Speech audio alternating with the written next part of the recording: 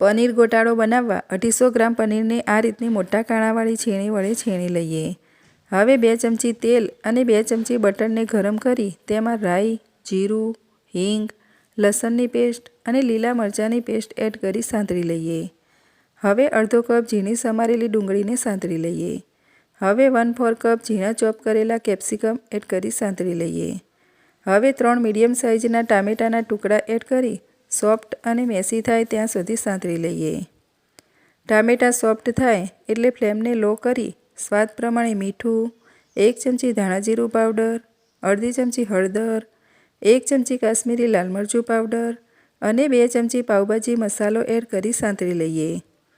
હવે મેસરથી બધી જ વસ્તુને મેશ કરી લઈએ અને કોથમીરના પાન એડ કરી મિક્સ કરી લઈએ।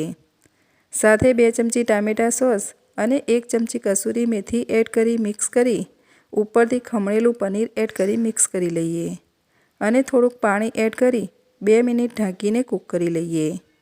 કોથમીરના પાન અને ચીઝ છીણી લઈએ। હવે પેનમાં 1 ચમચી તેલ તથા 1 ચમચી બટર ગરમ કરી તેમાં મરચું તથા કોથમીરના પાન એડ કરી મિક્સ કરી લઈએ અને પાવને શેકી લઈએ।